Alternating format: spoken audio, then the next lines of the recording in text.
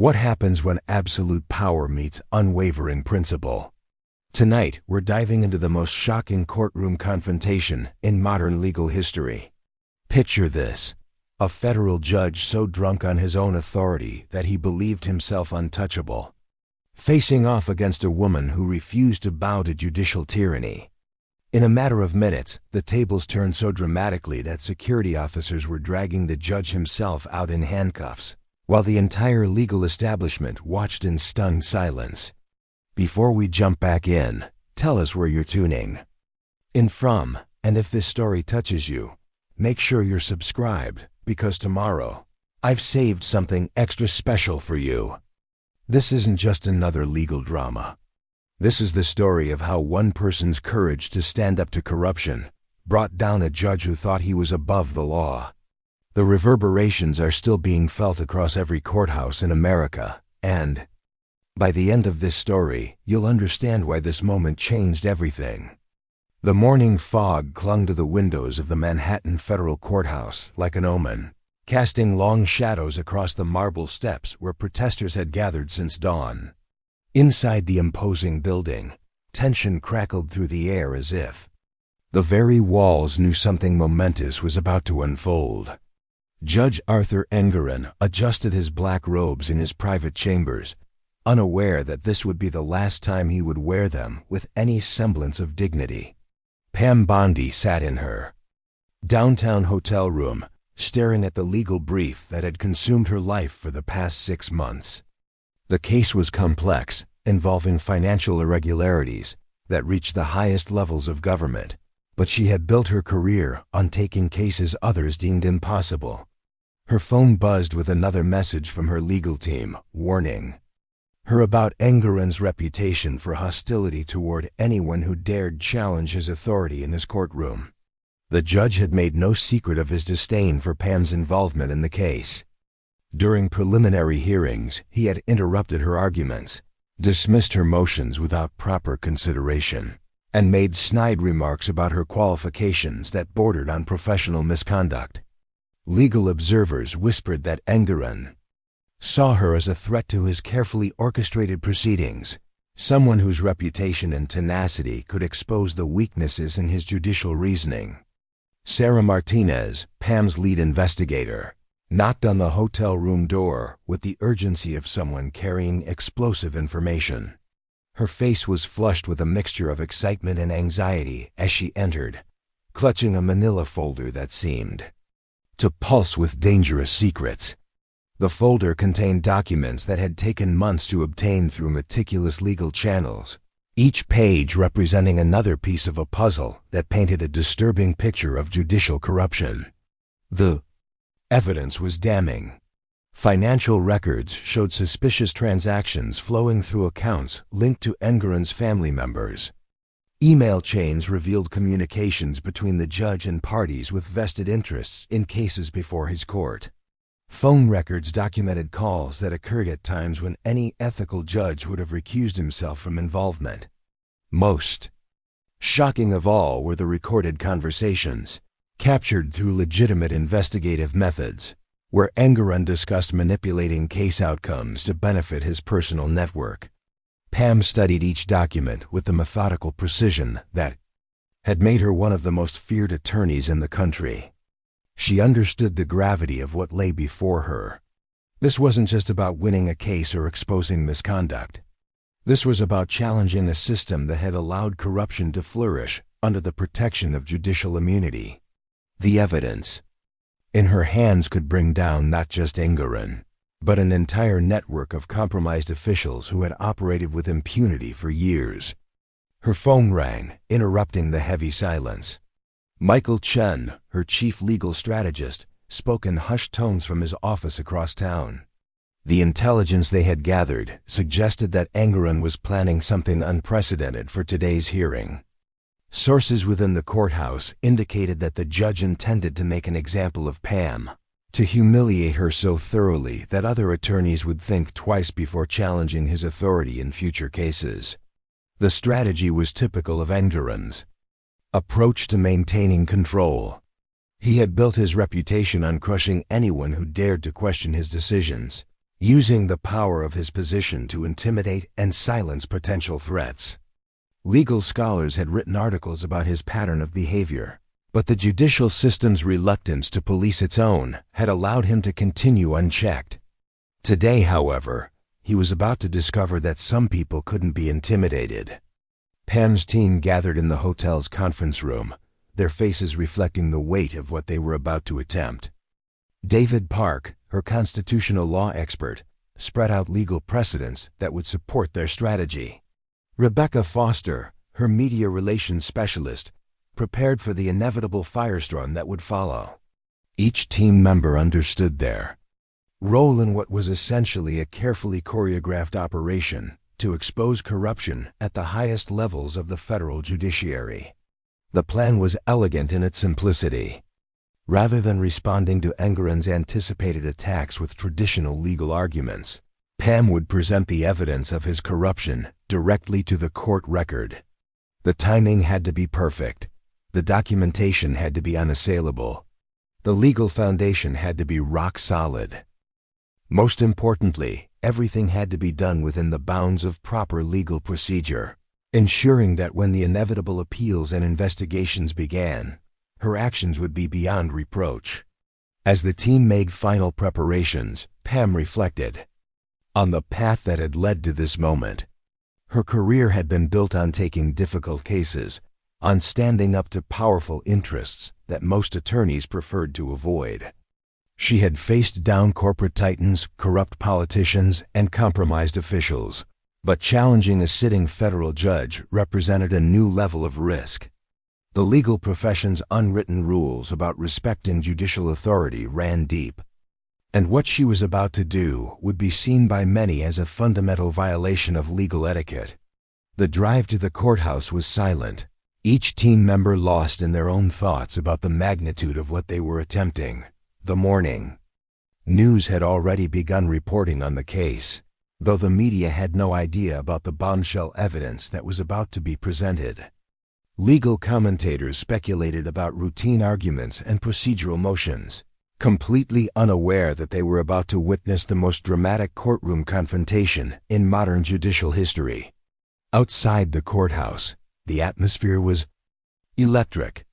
Reporters clustered around the entrance, their cameras ready to capture what they assumed would be another routine hearing in a complex financial case.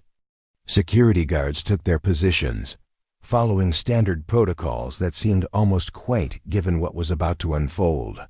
Court clerks bustled through the hallways, organizing files and preparing for what they believed would be just another day in federal court. Judge Engoron entered his chambers earlier than usual, his mood darkening as he reviewed the day's docket. His clerk, Jennifer Walsh, noticed the tension in his demeanor, but attributed it to the high-profile nature of the case. She had worked for the judge for 3 years and had grown accustomed to his fits of temper, his tendency to lash out at anyone who challenged his authority. Today, however, there was something different about his anger, something that suggested he was preparing for a confrontation that went beyond normal judicial proceedings. The judge spent the morning reviewing files, but his attention kept drifting to the evidence that would soon be presented against him.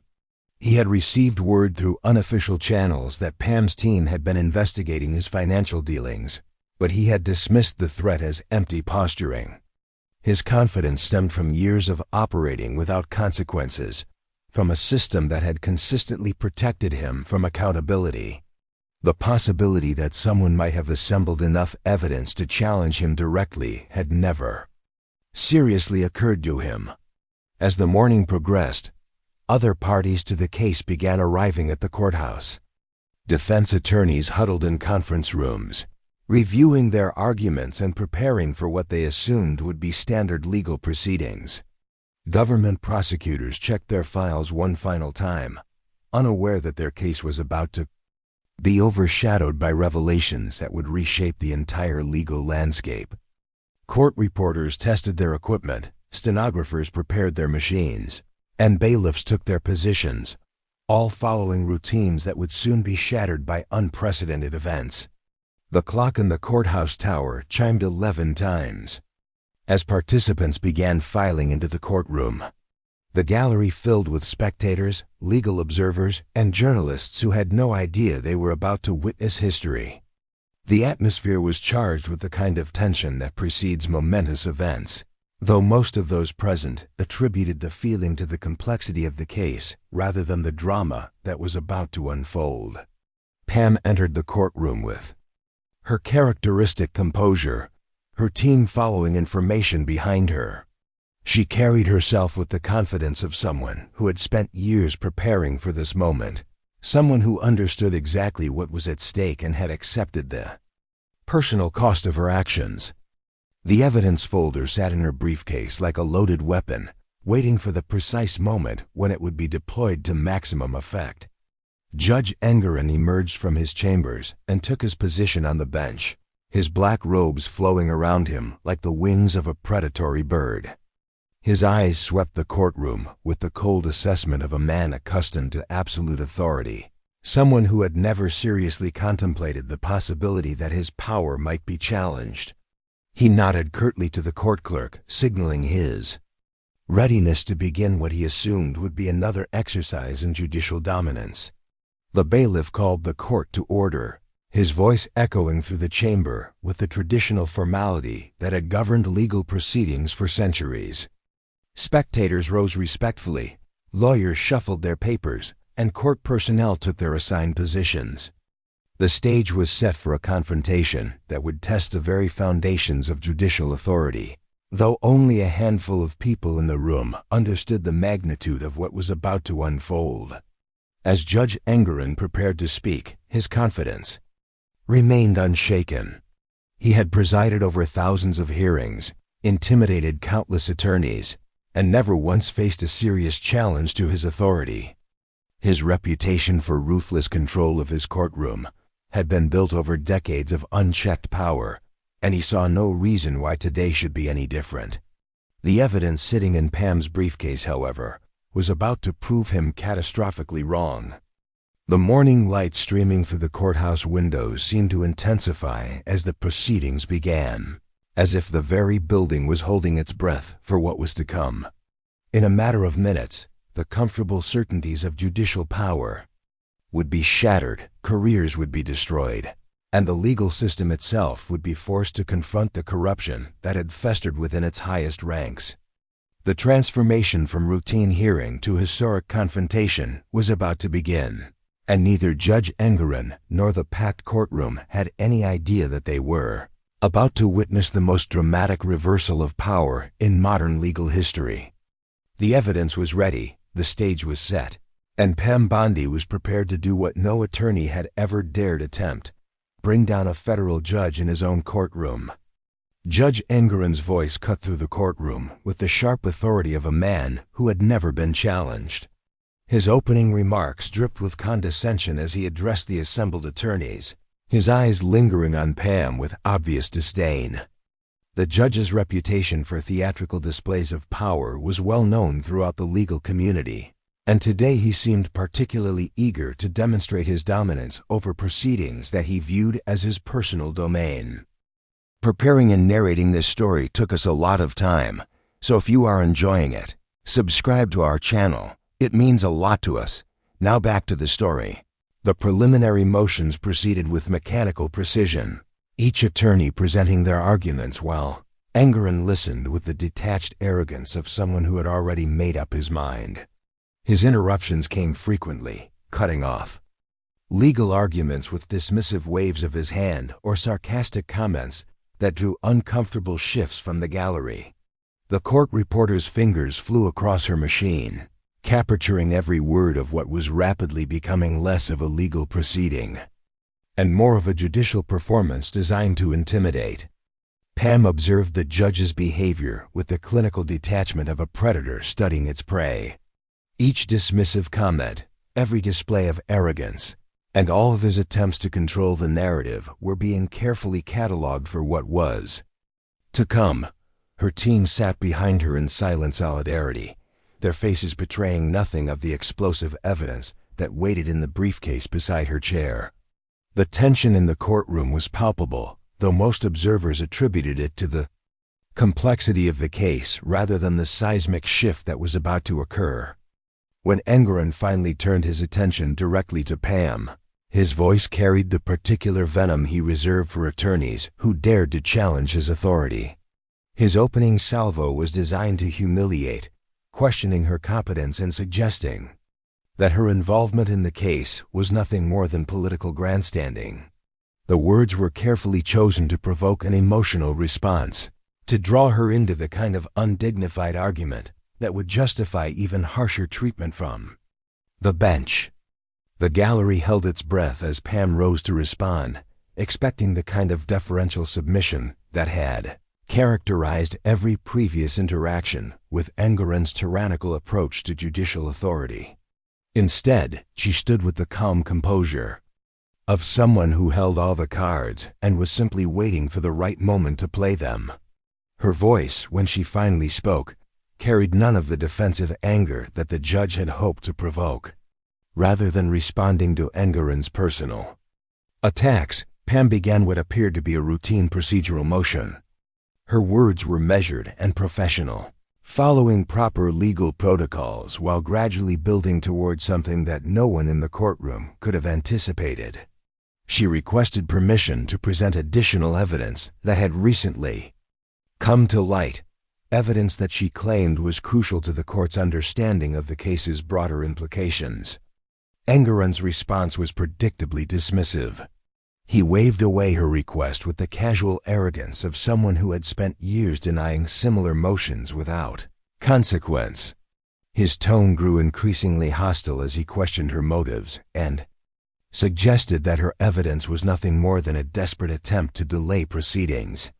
The judge's behavior was so egregiously inappropriate that even his most loyal supporters in the legal community would later struggle to defend his actions. What happened next would be replayed in law schools for decades to come. Rather than accepting the judge's dismissal, Pam calmly informed the court that the evidence she sought to present directly concerned judicial ethics and the integrity of the proceedings themselves. Her words carried a weight that caused immediate silence throughout the courtroom, as if everyone present suddenly understood that they were witnessing something unprecedented. Engoron's face flushed with anger as he realized that Pam was not backing down. His voice rose to nearly a shout as he threatened her with contempt of court, his composure cracking under the pressure of facing an attorney who refused to be intimidated.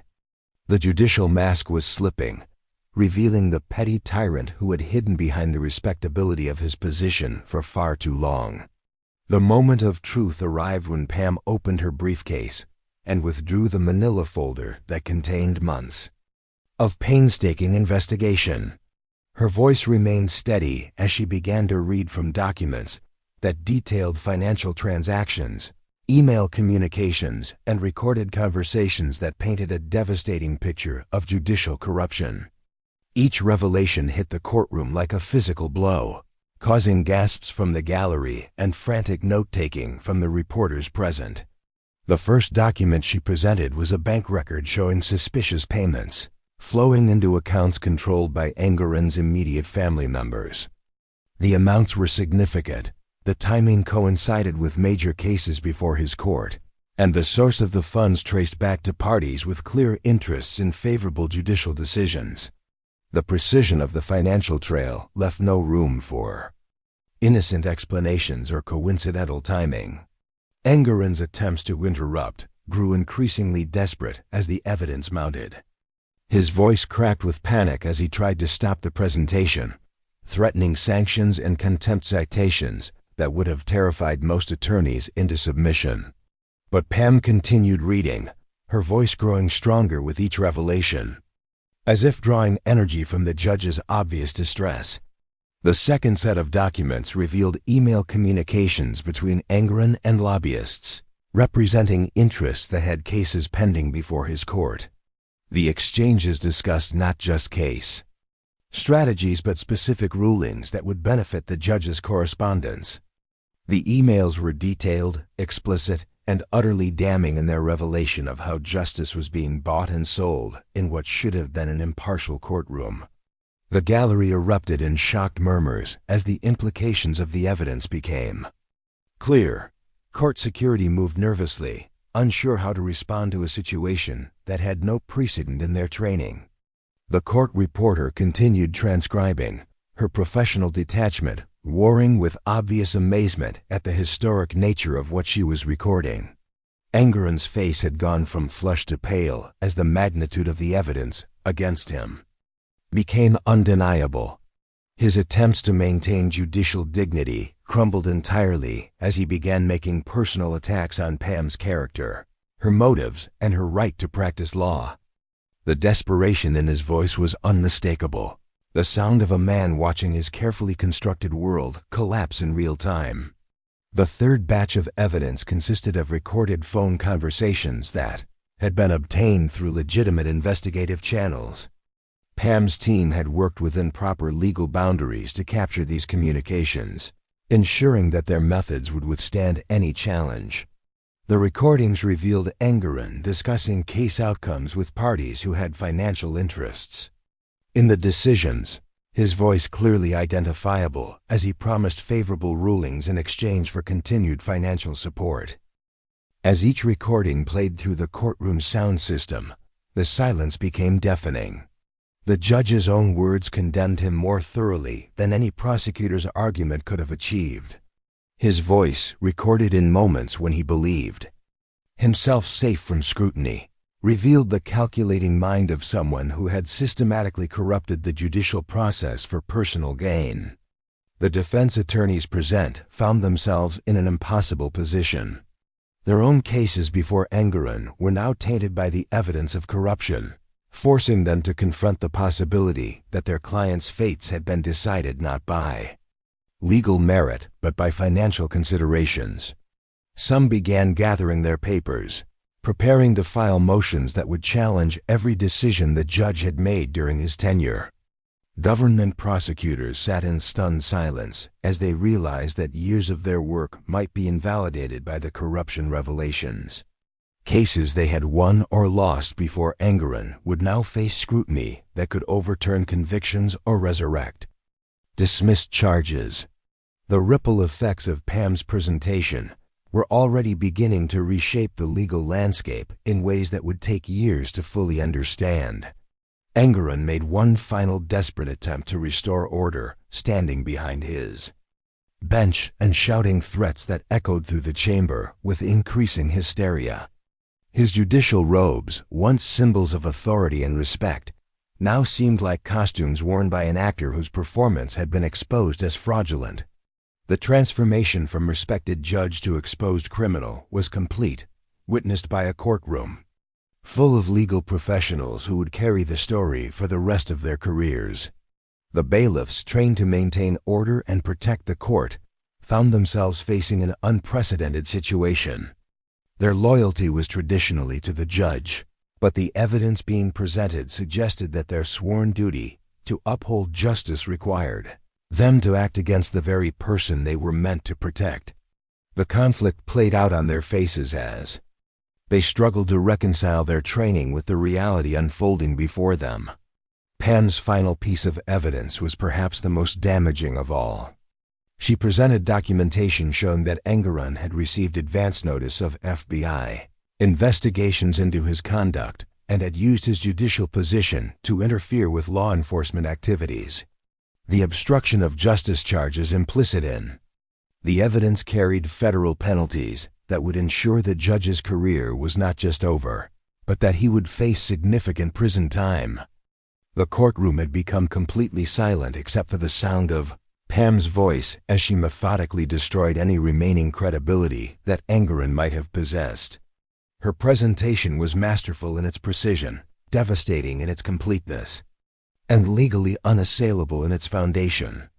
Every document had been properly obtained, every recording legally captured, and every financial transaction thoroughly verified through multiple independent sources. As the evidence presentation concluded, Engoron's behavior became increasingly erratic. He began making statements that bordered on confession, his desperation leading him to confirm details that his attorneys would later claim should have remained privileged. The judicial composure that had intimidated countless attorneys over the years had completely evaporated, replaced by the frantic denials of a man caught in an inescapable web of his own corruption. The gallery's reaction shifted from shock to something approaching satisfaction as they witnessed the downfall of a judge whose arrogance had been legendary throughout the legal community. Years of whispered complaints about Engoron's conduct were suddenly validated by evidence that proved their suspicions had been entirely justified. The relief was palpable among attorneys who had suffered under his arbitrary and corrupt decisions. Court security personnel received urgent communications through their earpieces as federal agents positioned themselves outside the courthouse. The FBI had been monitoring the proceedings and was prepared to act immediately once the evidence was formally entered into the court record. The investigation that had led to this moment was about to transition from evidence gathering to active law enforcement. Engoron's final act of defiance came when he attempted to declare a mistrial and clear the courtroom, his voice breaking as he realized that his authority had been completely undermined by the evidence against him. But even his most loyal court staff recognized that his position was no longer tenable. The clerk who had served him faithfully for years began preparing paperwork that would transfer the case to another judge, her movements mechanical as she processed the reality of what had just occurred. The moment that would define the entire confrontation came when Pam delivered her final statement to the court. Her words were measured but devastating, pointing out that the evidence demonstrated not just individual corruption, but systemic failure that allowed such behavior to continue unchecked. She called for immediate action to preserve the integrity of the judicial system and protect the public trust that Engoron had so thoroughly betrayed. As federal agents entered the courtroom, their presence confirming that criminal charges were imminent, Engoron's transformation was complete. The arrogant judge who had begun the day believing himself untouchable was now facing the prospect of handcuffs and a perp walk that would be broadcast around the world. His desperate attempts to maintain dignity only highlighted how far he had fallen from the pedestal of judicial authority. The agents moved with professional efficiency, their actions coordinated with precision that suggested extensive preparation. They had been waiting for this moment, armed with warrants and evidence that would ensure Engoron's immediate arrest. The legal foundation that Pam had laid with her presentation provided the final pieces needed to complete their case. The courtroom remained frozen in time as the agents approached the bench, their presence transforming the space from a place of legal proceedings into a crime scene. The symbols of justice that decorated the chamber seemed to take on new meaning as they witnessed the system finally holding one of its own accountable for corruption that had persisted for years. Engoron's last words as a free man were a stream of threats and denials that only served to further incriminate him. His voice echoed through the chamber as the agents read him his rights, the Miranda warning serving as a final irony for a judge who had perverted the very system of justice he was sworn to uphold. The sound of handcuffs clicking into place would resonate through the legal community for years to come. The metallic click of handcuffs echoed through the courthouse chamber like a death knell for judicial corruption. Judge Arthur Engoron's wrists were secured behind his back as federal agents flanked him on either side, their professional demeanor a stark contrast to his increasingly frantic protests. The man who had wielded absolute power over countless lives just moments before now found himself subject to the same criminal justice system he had corrupted for personal gain. The transformation was breathtaking in its swiftness and finality. Engoron's black judicial robes, once symbols of honor and authority, now appeared almost costume-like as he was led away from the bench he would never occupy again. His face had gone ashen, the arrogant sneer replaced by the wide-eyed panic of someone finally confronting consequences that had seemed impossible just hours earlier. The federal agents maintained their grip firmly but respectfully, treating him with the dignity his position had once commanded, even as they arrested him for betraying that very position. Pam Bondi remained standing at the attorney's table, her composure unbroken despite having just orchestrated the most dramatic courtroom confrontation in modern legal history. The manila folder that had contained the evidence of Engoron's corruption lay open before her, its contents having accomplished what years of whispered complaints and formal complaints had failed to achieve. Her team sat in stunned silence behind her, their months of painstaking investigation having culminated in a moment none of them had dared to fully believe would actually occur. The gallery erupted in a cacophony of voices as spectators processed what they had just witnessed. Reporters frantically typed on their phones, sending breaking news alerts that would dominate headlines within minutes. Legal observers sat transfixed, understanding that they had witnessed a watershed moment that would reshape public perception of judicial accountability for generations to come. The courthouse security personnel maintained order with difficulty, their training having never prepared them for the arrest of a sitting federal judge in his own courtroom. As Engoron was escorted through the courtroom's main aisle, his desperate attempts to maintain some semblance of dignity only highlighted the magnitude of his fall from grace. He tried to walk with the bearing of a judge being wrongfully accused, but the weight of the evidence against him had stripped away any credibility such posturing might have possessed.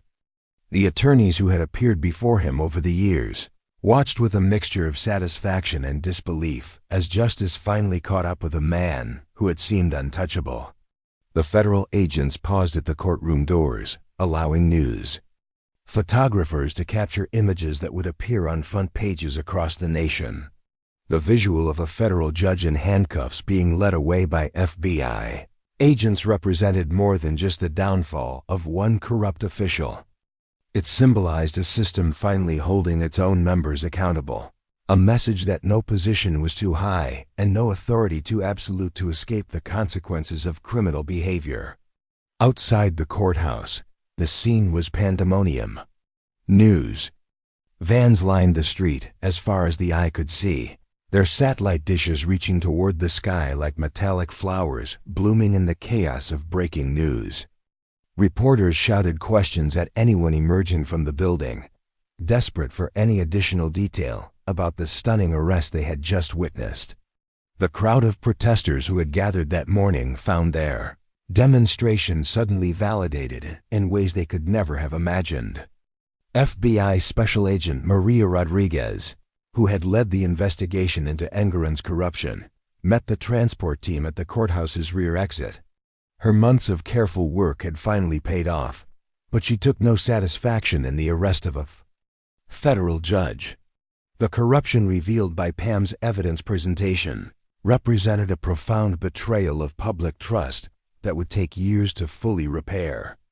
The investigation would now expand to examine every case Engoron had handled, every decision he had made, and every contact he had maintained with parties who had business before his court. The holding cell where Engoron spent his first hours as a defendant was a far cry from the mahogany-paneled chambers where he had held court for over a decade. The concrete walls and steel bars served as a harsh reminder of how quickly power could evaporate when built on corruption rather than integrity. His expensive suit, tailored to project authority and success, now seemed ridiculous in the sterile environment of federal detention. The transformation from judge to prisoner was complete in ways that went far beyond physical circumstances. Back in the courtroom, emergency procedures were already being implemented to address the unprecedented situation. Chief Judge Margaret Thompson arrived within the hour, her face grim as she surveyed the chaos left in the wake of Engoron's arrest. The immediate priority was ensuring that all pending cases before the disgraced judge could be properly reassigned, without compromising the rights of defendants or the integrity of ongoing proceedings. The logistical nightmare of unwinding years of potentially corrupted decisions was only beginning. Pam's phone buzzed constantly with calls from news organizations, legal scholars, and government officials seeking her perspective on the historic events. She declined most interview requests, understanding that her role in exposing the corruption needed to be handled with careful consideration for ongoing legal proceedings. The evidence she had presented would now become the foundation for criminal charges that could send Engoron to prison for decades, and she wanted nothing to compromise the prosecution's case. The ripple effects of the arrest spread through the legal community like shockwaves from an earthquake. Law firms scrambled to review every case they had handled before Engoron's court, searching for grounds to challenge decisions that might have been influenced by corruption. Defense attorneys who had wondered why their clients received unusually harsh sentences suddenly had potential explanations, while prosecutors faced the uncomfortable reality that some of their victories might need to be reconsidered. Within hours of the arrest, social media exploded with reactions from across the political spectrum.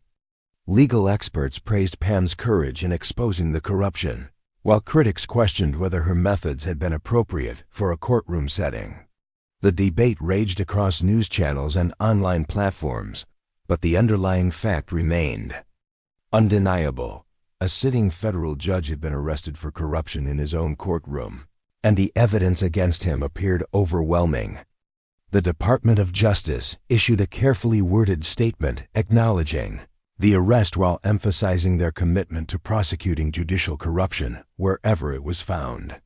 Attorney General Susan Walsh promised a thorough review of all federal judges to ensure that Engoron's case was isolated rather than symptomatic of broader problems within the judicial system.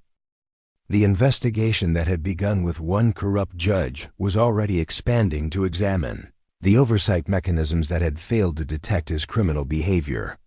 Legal scholars began analyzing the long-term implications of Pam's dramatic evidence presentation. Professor David Chun of Harvard Law School called it a watershed moment in judicial accountability, while others worried about the precedent of attorneys challenging judges so directly in open court. The debate would continue in law reviews and academic conferences for years to come, but the immediate impact was clear. The relationship between judges and attorneys had been fundamentally altered. The news coverage was relentless and global. International media picked up the story as an example of American democracy's ability to hold its own institutions accountable. Foreign legal systems examined their own judicial oversight mechanisms in light of the American experience, while domestic commentators debated whether Engoron's corruption was an isolated incident or evidence of more widespread problems within the federal judiciary. Engoron's family faced their own crisis as the scandal engulfed their lives. His wife, children, and extended family members found themselves under intense media scrutiny, their financial dealings examined for any connection to the judge's criminal activity. Some family members cooperated with investigators, while others hired criminal defense attorneys of their own as the investigation expanded to examine the network of corruption that had benefited from Engoron's position. The courthouse itself became a crime scene as FBI forensic accountants and computer specialists worked to preserve evidence and examine Engoron's judicial records. His chambers were sealed and searched thoroughly, revealing additional evidence of corrupt communications and financial documents that had been carelessly preserved. The investigation uncovered a pattern of criminal behavior that stretched back years, involving dozens of cases and millions of dollars in illegal payments.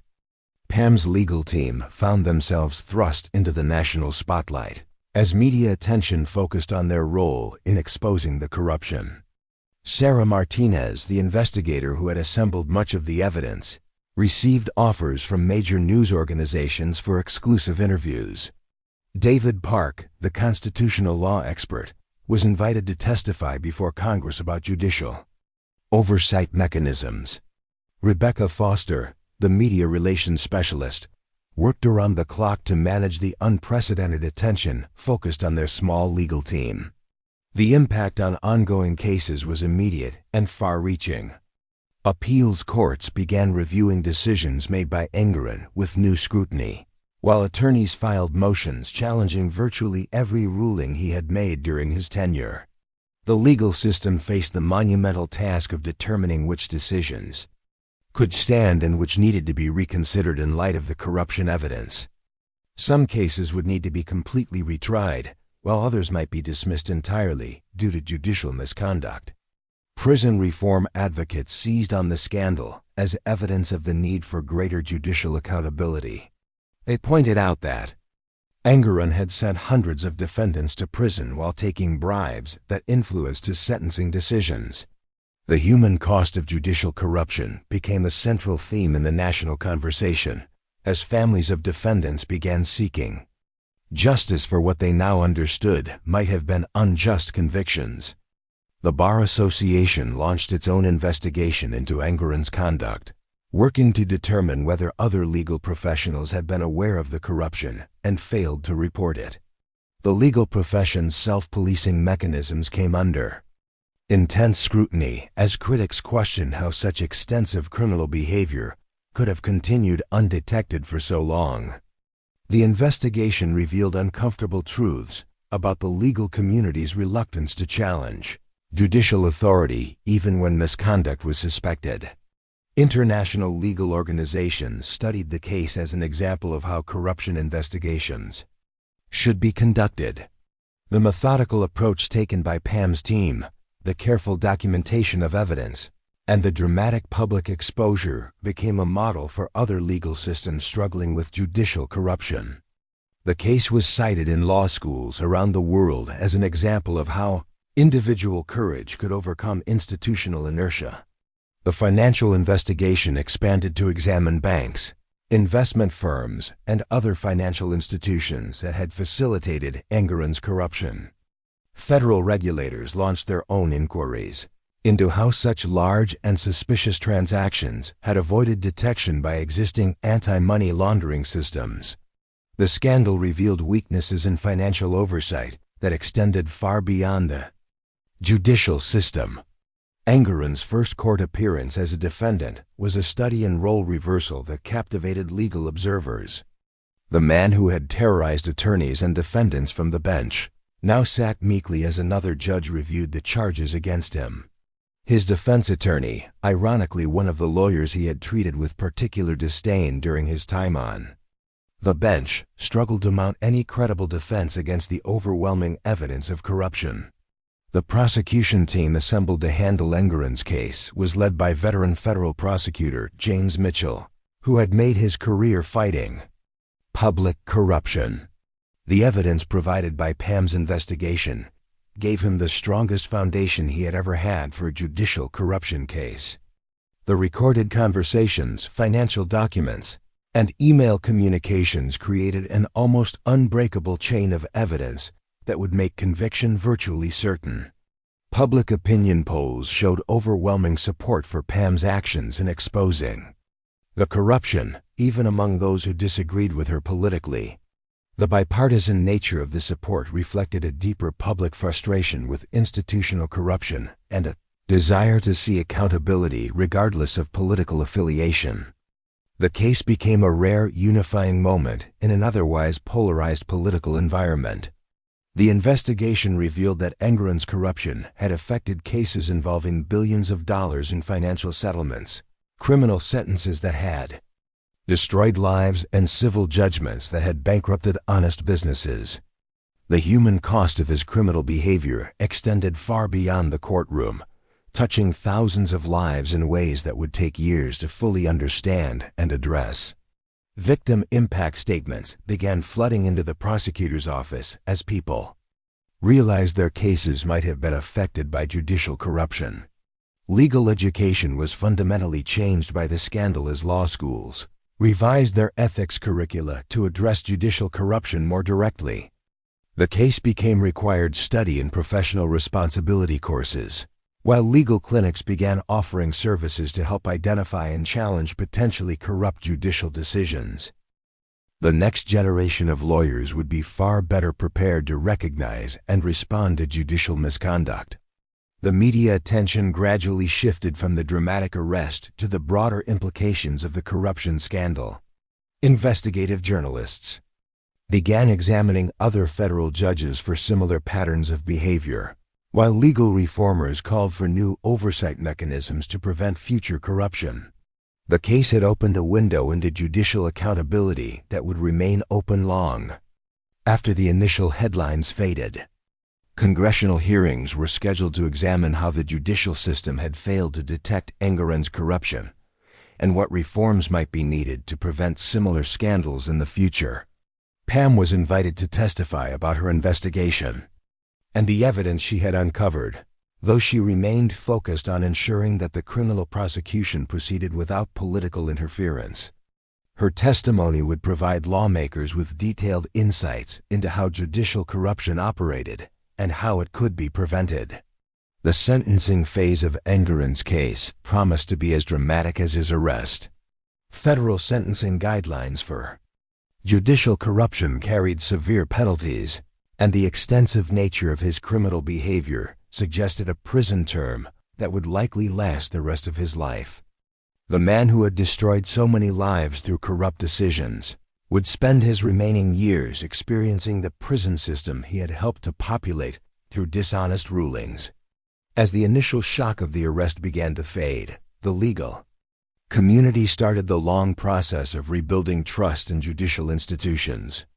The scandal had damaged public confidence in the courts, but it had also demonstrated that the system was capable of holding its own members accountable when presented with clear evidence of wrongdoing. The balance between maintaining respect for judicial authority and ensuring accountability for judicial misconduct would remain a central challenge for years to come. The courthouse where Engoron had once wielded absolute power became a symbol of justice restored rather than justice corrupted. A plaque was installed commemorating the day when courage overcame corruption, though some critics argued that such recognition was premature until broader reforms were implemented. The building itself seemed different, as if the arrest had somehow cleansed it of the taint that Engoron's presence had created. Pam Bondi's role in the historic confrontation established her as a national figure in the fight against institutional corruption. Speaking requests poured in from legal organizations, universities, and public interest groups seeking her insights into how corruption could be identified and challenged. She remained selective about her appearances, focusing on substantive discussions about legal reform rather than capitalizing on her newfound celebrity. The investigation expanded internationally as federal prosecutors discovered that some of Engoron's corrupt activities had involved foreign parties seeking favorable treatment in American courts. The scope of the corruption was far broader than initially understood, involving not just domestic interests, but international players who had viewed the American judicial system as something that could be purchased rather than respected. Years later, when legal historians examined the case, they would identify it as a turning point in American judicial accountability. The dramatic arrest of a sitting federal judge in his own courtroom became a watershed moment that changed how the legal profession approached judicial oversight. The courage displayed by one attorney in challenging corruption had created ripple effects that strengthened the entire system of justice. The legacy of that day in the courthouse extended far beyond the prosecution of one corrupt judge. It demonstrated that no position was too high and no authority too absolute to escape accountability when the evidence was clear and someone had the courage to present it. The handcuffs that had clicked shut around Engoron's wrists had opened new possibilities for justice and transparency that would benefit countless future litigants. The final chapter of the scandal was still being written as investigators continued to uncover new evidence of corruption and reform advocates worked to strengthen judicial oversight mechanisms. But the day when a federal judge was dragged out of his own courtroom in handcuffs would forever remain a testament to the power of individual courage to overcome institutional corruption and restore faith in the promise of equal justice under law. The weeks following Engoron's arrest transformed the federal courthouse from a place of routine legal proceedings into the epicenter of a national reckoning with judicial corruption. Every hallway buzzed with conversations about the dramatic Confrontation that had ended with a sitting judge being led away in handcuffs. Court clerks who had worked in the building for decades spoke in hushed tones about witnessing history, while visiting attorneys craned their necks to catch glimpses of the courtroom where the unprecedented arrest had taken place. Federal prosecutors worked around the clock to build their case against Engoron, using Pam's evidence as the foundation for what would become one of the most comprehensive judicial corruption prosecutions in American history. The investigation team, led by Special Prosecutor Maria Santos, expanded rapidly as the scope of Engoron's criminal activities became clear. Financial analysts pored over bank records spanning multiple years, while computer forensics specialists examined electronic communications that revealed the full extent of the corruption network. The evidence continued to mount as investigators followed the money trail that Pam had initially uncovered. Offshore accounts in the Cayman Islands and Switzerland contained millions of dollars that could be traced directly to parties who had received favorable rulings from Engoron's court. The sophisticated laundering scheme revealed a level of planning and premeditation that transformed what might have been seen as momentary lapses in judgment into a systematic criminal enterprise that had operated for nearly a decade. Defense attorney Marcus Webb, who had been assigned to represent Engoron, faced an almost impossible task in mounting any credible defense against the overwhelming evidence. The recorded conversations, financial documents, and email communications created an evidentiary chain that was virtually unbreakable. Webb's strategy shifted from denying the corruption to attempting to minimize Engoron's role, portraying him as a victim of sophisticated criminals who had manipulated his position for their own gain. The investigation revealed connections between Engoron's corruption and several major corporations that had pending litigation in federal court. Technology companies, pharmaceutical firms, and financial institutions had all benefited from favorable rulings that could now be traced to illegal payments made to accounts controlled by the disgraced judge. The revelation sent shock waves through corporate boardrooms as general counsels scrambled to assess their potential liability for participating in the corruption scheme. Congressional hearings began within a month of Engoron's arrest, with the House Judiciary Committee launching a comprehensive investigation into judicial oversight mechanisms. Pam was among the first witnesses called to testify, her calm recounting of the evidence presentation contrasting sharply with the dramatic video footage that had been broadcast around the world. Her testimony provided lawmakers with detailed insights into how judicial corruption could operate undetected within the current oversight system. The international implications of the scandal extended far beyond American borders as foreign governments and legal systems examined their own vulnerability to judicial corruption. The European Union launched its own review of judicial oversight mechanisms, while the United Nations Office on Drugs and Crime cited the Engoron case as an example of how corruption could undermine the rule of law, even in established democracies. Legal scholars from dozens of countries traveled to the United States to study the case and its implications for their own judicial systems. Victim impact statements flooded the prosecutor's office as individuals and organizations realized that their cases might have been affected by Engoron's corruption. A small business owner who had lost everything in a bankruptcy proceeding discovered that the opposing party had made substantial payments to accounts linked to the judge's family.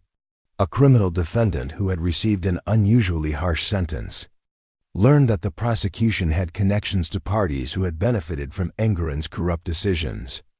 The human cost of judicial corruption became increasingly apparent as these stories emerged. The ripple effects extended to every level of the court system as appeals courts began reviewing decisions made by Engoron with unprecedented scrutiny. The Second Circuit Court of Appeals established a special panel to handle the flood of motions challenging his rulings, while the Supreme Court indicated that it would expedite review of any cases that reached their docket. The legal precedents established by these reviews would reshape how appeals courts handled allegations of judicial misconduct for generations to come. Legal education underwent a fundamental transformation as law schools across the country revised their curricula to address judicial corruption more comprehensively. The case became required study in professional responsibility courses, while ethics professors used the dramatic courtroom confrontation as a teaching tool to illustrate the importance of challenging authority when evidence of wrongdoing was clear. Mock trial competitions began incorporating scenarios based on the Engoron case, preparing future attorneys to recognize and respond to judicial misconduct.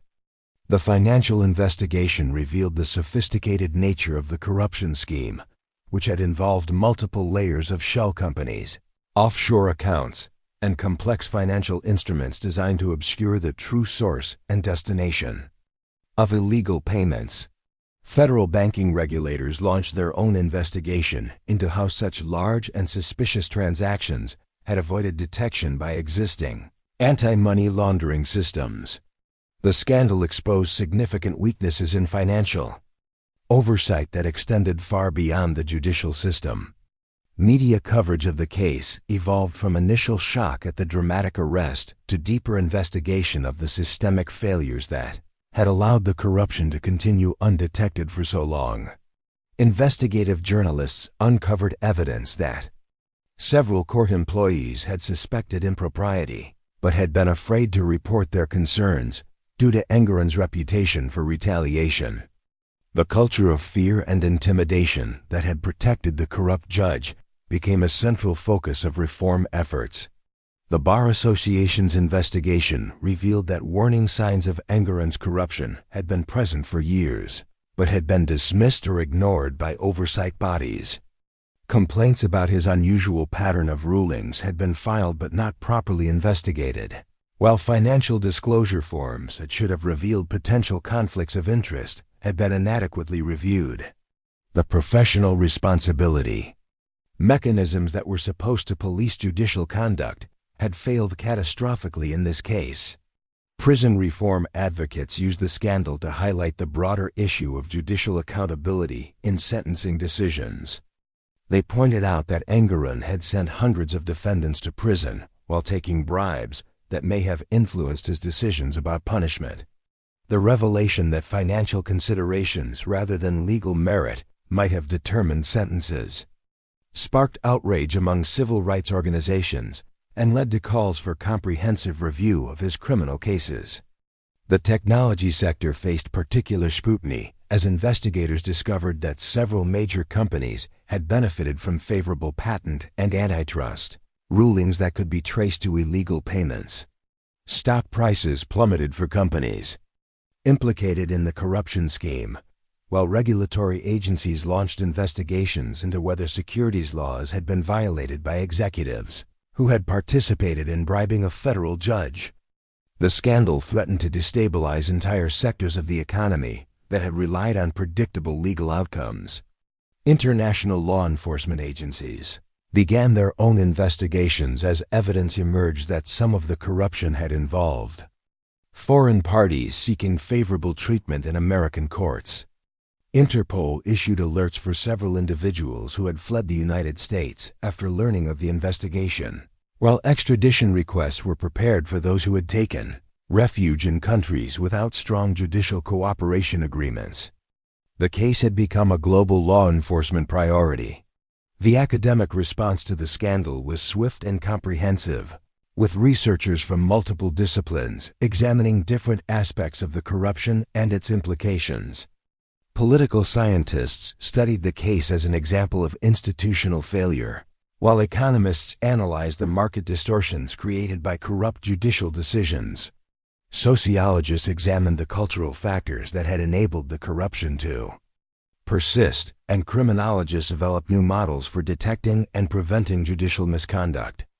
Public opinion polling showed that the scandal had significantly damaged public trust in the judicial system, but had also increased support for stronger oversight mechanisms. Citizens expressed cynicism about the fairness of court proceedings, while simultaneously demanding greater accountability for judicial misconduct. The challenge for reformers was channeling this public energy into constructive changes that would strengthen rather than undermine judicial independence. The sentencing phase of Engoron's case was scheduled for 6 months after his arrest, giving prosecutors time to fully develop their case and victims time to prepare impact statements. Federal sentencing guidelines suggested a prison term of several decades, but the unprecedented nature of the case meant that the final sentence would likely set important precedents for future judicial corruption prosecutions. Legal observers expected that Engoron would spend the rest of his life in federal prison. Pam's role in exposing the corruption had made her a national figure in the fight against institutional misconduct, but she remained focused on her legal practice rather than capitalizing on her newfound fame. She declined most speaking engagements and media appearances, preferring to let her actions speak for themselves. Her restraint only enhanced her reputation as someone motivated by principle, rather than personal advancement, making her an even more powerful symbol of integrity in the legal profession. The investigation team discovered that Engoron's corruption had extended to his involvement in judicial selection processes, where he had used his influence to promote candidates who were likely to be sympathetic to similar corrupt practices. The revelation that judicial corruption might be self-perpetuating through the appointment process led to calls for fundamental reform of how federal judges were selected and confirmed. The entire system of judicial governance came under scrutiny as a result of the scandal. Corporate compliance programs across the country were overhauled as companies sought to ensure that their legal strategies could not be seen as attempts to corrupt judicial proceedings. General counsels implemented new protocols for interacting with courts and judges, while law firms developed strict guidelines for client communications that might involve pending litigation. The business community's response demonstrated how thoroughly the scandal had shaken confidence in the integrity of judicial proceedings. The courthouse security protocols were completely revised in the wake of Engoron's arrest, with new procedures implemented to ensure that similar investigations could be conducted safely and effectively. Federal marshals received additional training in handling situations involving judicial misconduct, while court personnel were educated about their responsibilities when witnessing potential corruption. The physical security of the courthouse was enhanced to protect against retaliation by those implicated in ongoing investigations. International legal scholars began studying the case as an example of how democratic institutions could respond to internal corruption. The dramatic nature of Engoron's arrest and the comprehensive investigation that followed became a model for other legal systems struggling with similar problems. The case was cited in academic conferences around the world as proof that even the most established democracies needed robust mechanisms for detecting and punishing judicial misconduct. The psychological impact of the scandal on court personnel was significant, with many employees requiring counseling to process their feelings about working in an environment where such extensive corruption had gone undetected. Support groups were established for courthouse workers who felt complicit in the system that had enabled Engoron's criminal behavior. The healing process would take years and require fundamental changes in courthouse culture and management practices. Financial markets began pricing in the risk of judicial corruption as investors realized that court decisions affecting their investments might be influenced by factors other than legal merit. Rating agencies developed new criteria for assessing legal risk in their evaluations of corporate debt, while insurance companies began offering policies to protect against losses from judicial misconduct. The scandal had created an entirely new category of business risk that would need to be managed going forward. The case became a watershed moment for legal journalism as reporters recognized the importance of investigating judicial conduct more aggressively. News organizations established specialized units focused on court coverage, while investigative techniques developed for political and corporate corruption were adapted for judicial oversight. The media's role as a check on judicial power was strengthened by the recognition that traditional oversight mechanisms had failed so completely in this case. Educational institutions beyond law schools began incorporating the case into their curricula as an example of institutional failure and individual courage. Business schools used it to teach about corporate ethics and compliance, while public policy programs examined it as a case study in government accountability. The scandal had implications for every sector of society that interacted with the legal system, making it relevant to students in diverse fields of study.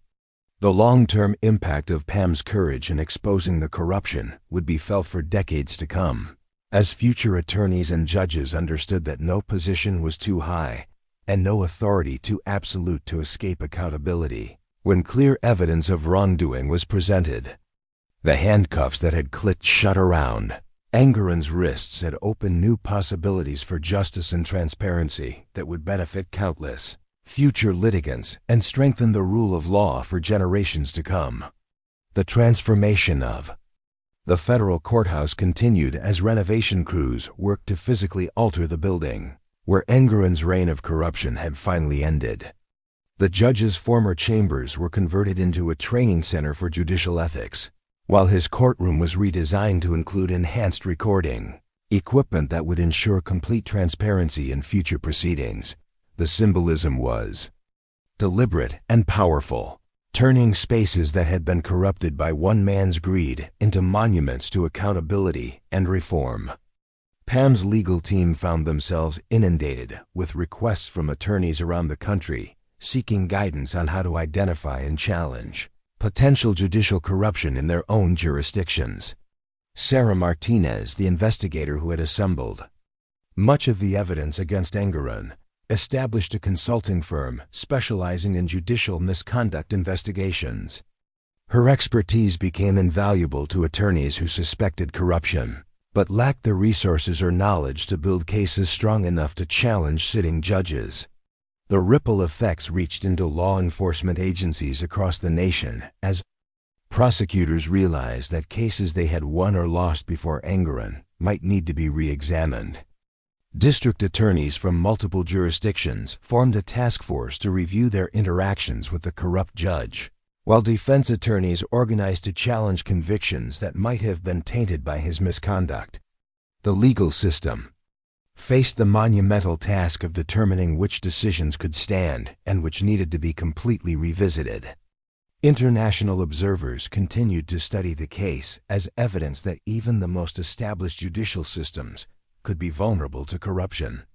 Delegations from emerging democracies visited the courthouse where Engoron had been arrested, seeking to understand how similar scandals could be prevented in their own countries. The case became a central topic at international legal conferences, where participants debated the balance between judicial independence and accountability mechanisms. The financial investigation revealed increasingly sophisticated money laundering schemes that had allowed Engoron to hide his criminal proceeds for years. Forensic accountants uncovered a network of shell companies, trust funds, and investment vehicles that had been used to obscure the true source and destination of illegal payments. The complexity of the financial arrangements suggested that Engoron had been receiving professional assistance from financial advisors who specialized in hiding criminal proceeds.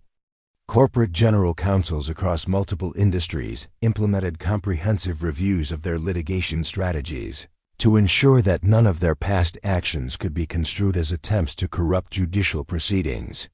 Law firms established new protocols for client communications and case management, while professional liability insurance companies began offering specialized coverage for accusations of judicial bribery. The business community's response demonstrated the far-reaching impact of the scandal on commercial litigation practices. The academic response to the case evolved beyond initial shock to serious scholarly examination of the systemic failures that had enabled such extensive corruption. Research institutions received significant funding to study judicial oversight mechanisms, while think tanks developed policy recommendations for preventing future scandals. The case became a touchstone for discussions about institutional reform.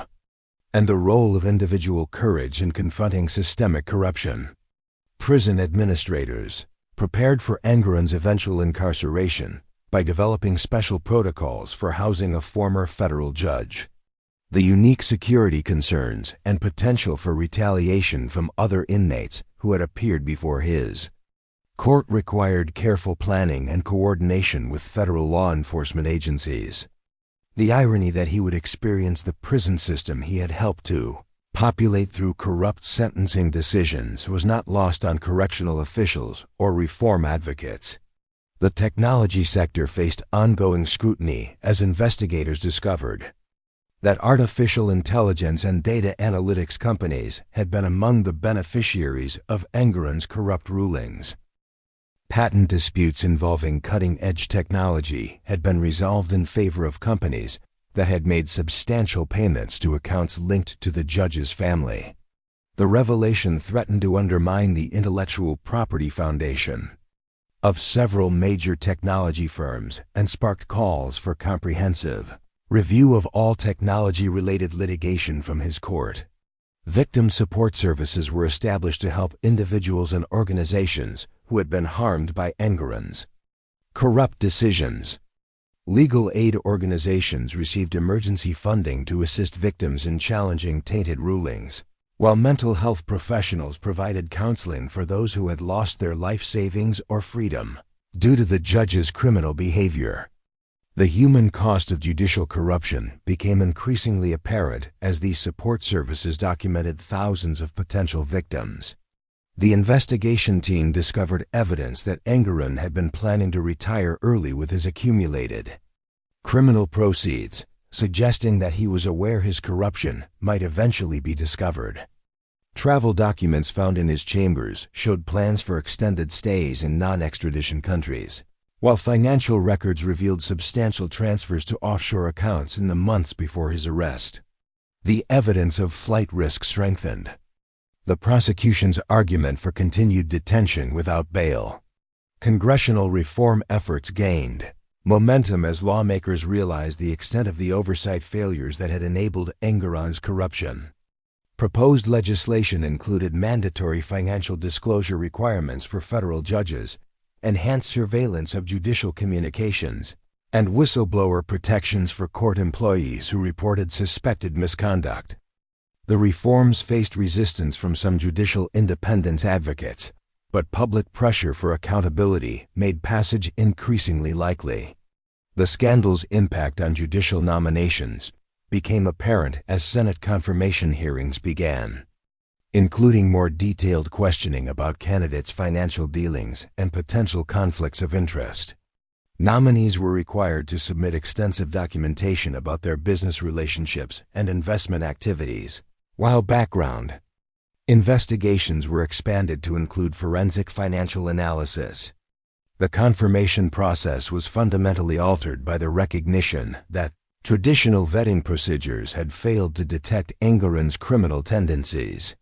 International law enforcement cooperation expanded as investigators discovered that some of the corruption had involved foreign intelligence services seeking to influence American judicial decisions. The FBI's Counterintelligence Division opened a separate investigation into whether foreign governments had attempted to compromise other federal judges through similar financial inducements. The national security implications of judicial corruption added new urgency to reform efforts and oversight mechanisms. The media landscape was permanently altered by the scandal as news organizations recognized the importance of investigating judicial conduct more aggressively. Specialized court reporters were assigned to monitor judicial behavior and financial disclosures, while investigative teams developed new techniques for detecting patterns of potential corruption. The traditional deference shown to judicial authority by the press was replaced by more aggressive oversight and accountability reporting. Legal aid organizations used the scandal to highlight broader issues of access to justice and the impact of corruption on vulnerable populations. They pointed out that Engoron's corrupt decisions had disproportionately affected low-income defendants and civil litigants who lacked the resources to appeal unjust rulings. The revelation that justice had been for sale in his courtroom became a rallying cry for comprehensive legal system reform and increased funding for legal services for the poor. The psychological impact on other federal judges was significant as they grappled with the realization that one of their colleagues had so thoroughly betrayed the principles they had sworn to uphold. Some judges voluntarily submitted to enhanced financial scrutiny to demonstrate their integrity, while others called for mandatory ethics training and regular accountability reviews. The judicial community's response reflected both shame at Engoron's betrayal and determination to restore public trust in the courts. Educational institutions at every level began incorporating the case into their curricula as an example of institutional failure and the importance of individual courage in confronting corruption. Elementary schools used age-appropriate versions of the story to teach about honesty and standing up for what is right, while graduate programs in public administration examined it as a case study in governmental accountability. The scandal became a teaching tool across disciplines and age groups. The final sentencing hearing approached as prosecutors prepared to present evidence of the full scope of Engoron's criminal enterprise. Victim impact statements numbered in the thousands, while financial experts calculated the total damage to the judicial system and American economy. The sentencing would likely result in a prison term that would ensure Engoron spent the rest of his life behind bars, a fitting end for someone who had corrupted the very system he was sworn to serve. Pam's legacy extended far beyond her role. In exposing one corrupt judge as her example, inspired a new generation of attorneys to view challenging authority as a professional obligation rather than a career risk. Law schools began teaching courses on institutional courage and the ethical duty to confront corruption, while bar associations developed new continuing education requirements focused on recognizing and reporting judicial misconduct. The legal profession's culture was fundamentally altered by her example of principled resistance to corrupt authority. The courthouse where Engoron had once wielded corrupt authority became a pilgrimage site for legal reformers and civil rights advocates who saw it as proof that even the most entrenched corruption could be challenged and defeated. Guided tours were established to educate the public about the importance of judicial accountability, while the courtroom where he was arrested was preserved as a historic site. The building itself had been transformed from a symbol of corruption into a monument to the power of individual courage to overcome institutional failure. The long-term implications of the case continued to unfold as reform efforts gained momentum, and new oversight mechanisms were implemented. The handcuffs that had ended Engoron's career had opened new possibilities for transparency and accountability that would strengthen the rule of law for generations to come. Pam's courage in that dramatic courtroom confrontation had not just exposed one man's corruption, but had initiated a fundamental transformation of how American society approached the challenge of holding its most powerful institutions accountable to the people they were meant to serve. Up next, you've got two more standout stories right on your screen. If this one hit the mark, you won't want to pass these up. Just click and check them out.